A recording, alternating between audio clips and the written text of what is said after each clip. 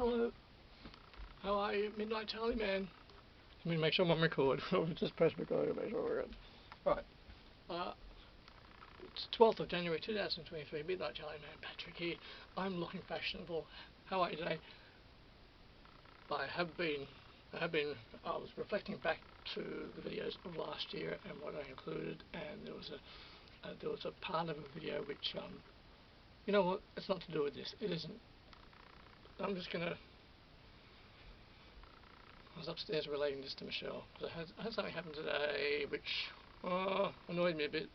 Anyway, so this is in regard to Sega World Sydney, okay? And this is something that I decided not to include because it was embarrassing to talk about it. I have spoken about it to very few people over the years, and I remembered it while I was making the video. I remembered it briefly. I thought I'm not going to mention it, and then something happened today with something, and I was talking about upstairs with Michelle. And I said, you know what, I'm going to go downstairs and put this on camera. She said, yeah, you probably should. Probably do you good to do that. She very much empathised and sympathised with it. Sega World Sydney. Now, what happened was, as I said, I trained, but I never feel comfortable without my gloves on. I'm like, why do I not feel comfortable? Why do I not feel comfortable with my gloves on? Put my gloves on, right? Put the gloves on.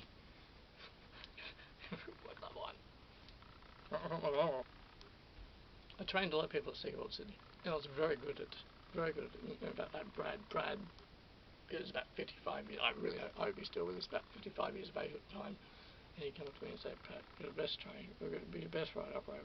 You're one of the best trainers that we've got. You're brilliant." And there was a couple of us that did it casually, informally. Spent a few hours training. Sometimes it was only done 1,000 hours in Aquanova.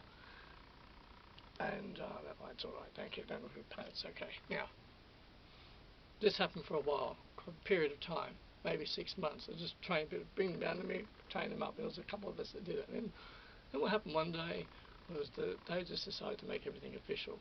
And they said, someone came to me and said, no more training, Pat. I said, no more training. They said, oh, I train people. They said, they announced formal team leader trainer positions. And I'm like, okay. And they said, everyone's welcome to apply, and I went up, so I said, but I train everyone up. It wasn't just me. There's a few other people, 5 or 6 of it, you just train them up. And they said, it's going to be official now, official team leader, designated team leaders, and there'll be five people, and it'll be official. They'll be training people up and rise. Everyone's welcome to apply. We encourage everyone to apply. Now, I get anxiety, voice anxiety, especially about forms and interviews and things. And they said, you know, prep yourself well, prepare yourself well, and you guys are going to do great. We're going to choose 5 of you to be the team leader trainers. I developed instant anxiety over it, instant sweaty palms over it. I just do not like those situations at all. And so what happened was, as the time approached, the date approached, and I thought about it, and I thought about the interview process, and I just typed freeze up every time I thought about freeze up. So all the interviews were conducted, and I couldn't do it. And then I say, 2023, it was like, Pat, so Patrick, what are you going to bring to the table? What will you bring to the table, Patrick? How are you going to be? Well, I operate the ride 8 hours a day, hundreds of times a day. I only done 1,000 hours on it. And I said, I'm very good with the guests. And I said, but you know, I have regular 8-hour shifts on Aquanova. I'm operating it every day. So and I think that in itself. And then after I'd just be like,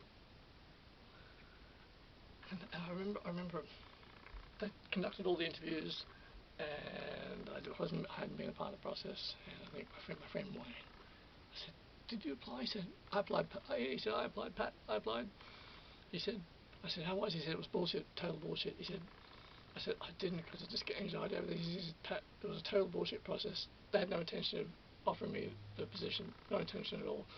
I said, "You're really good at this super show." But he said, they give a fuck, Pat. They really don't give a fuck. You're not going to make me a team leader. And he said I just thought it was all bullshit. And he said I kind of told him that. He said I had no chance taking it, no chance. And I said, well, did you put in a good word for yourself? He said, yeah, of course I did. He said, but then I'd give it to me. And I remember a few of the people that chose. I think Miguel.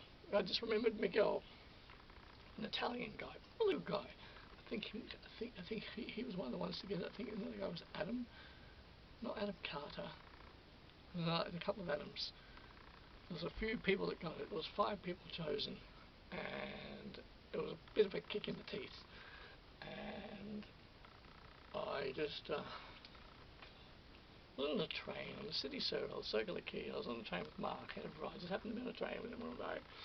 And I said, I not conceded, but I said in regard to all the team lead positions, we got along cordially, weren't best of mates or anything, but we got along. He was a fair person. I think he may have even been into surfing, I'm not entirely sure, I'm entirely right. Just a bit of a, Aussie guy. And I said, look, in regard to all those positions that have been offered,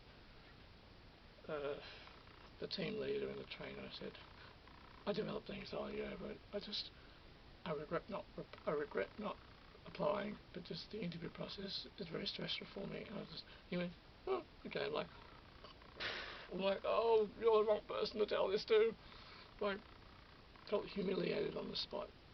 And because he didn't sort of make me feel okay about it. It was more like, oh, okay. And I'm like, oh, you're not the person to tell this to. So I've not told many people over the years, but I have confided in a few people. And I just told Michelle now, totally empathetic, totally sympathetic, totally understood. She'd had a few situations like that in the past. And you know, one of her theories, is that there were people in the Sega world who were like, I want to train this person, I want to be a trainer. And they said, yeah, we've got some people doing it. And they kept saying, I'd like to be a trainer. So what happened eventually was the management said, right, we're going to assign 5 people who are team leaders and trainers to do this. And do you know what the funny thing was, though?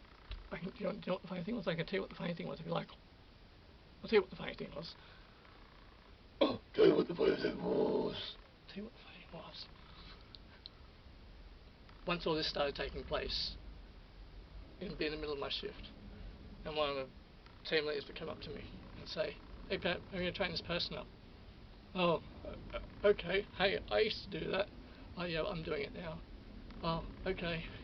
Made things a bit awkward. And I said, yeah, because I've only done 1,000 hours on this. They said, oh yeah. I said, how many hours have you done? They said, oh, a few. I said, actually that was one of them. I said, how many hours so you're training people up on Aquanova now on this day? And they said, yeah. I said, how many hours have you done on this? I said, I've done a couple of shifts. Oh, I've only done about 900 hours on it. They said, oh yeah.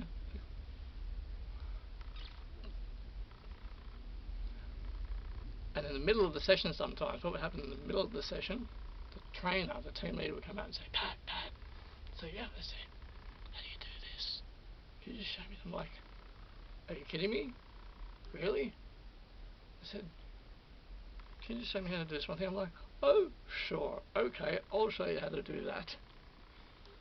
And I showed him how to do that. I said, thanks, Pat, I just didn't know. Oh, yeah. I'll show you how to do that. Sure. Just hit me over the head with a pink feather duster and call me Pink. Feather duster and call me Pink. And it happened often. Often there'd be in the middle of shift. Whether it be Aquanova or the Major Motion or roll face, the team leader would come up and say, we're going to train this person up. I'd say, I used to do that. They'd say, yeah, Pat, but I do it now. And I felt very saddened by that, because I had a couple of supervisors in the park who sympathised with me. They said, Pat, I know, this is the way we're doing things now. And I said, you were really good at it, Pat. But they said, why didn't you apply, Pat? I said, because one of the supervisors knows, I said, let's do an interview. I said, I've got anxiety about this sort of stuff. I've got stress about being in front of a panel of people and explaining myself or trying to get something. Like, and they were like, cause thought you would apply. I'm like, the interview brothers, I don't know. Just no. And so, and felt like not including that in my Sega World video, but now I'm including it. And it feels okay to talk about it now. Yes. A little bit weird, but it feels better. Feels okay to talk about it now. Yes,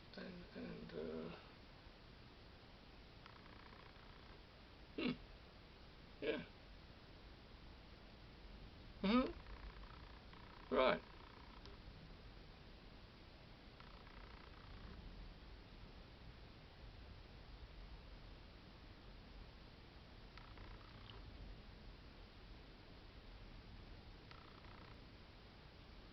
Okay.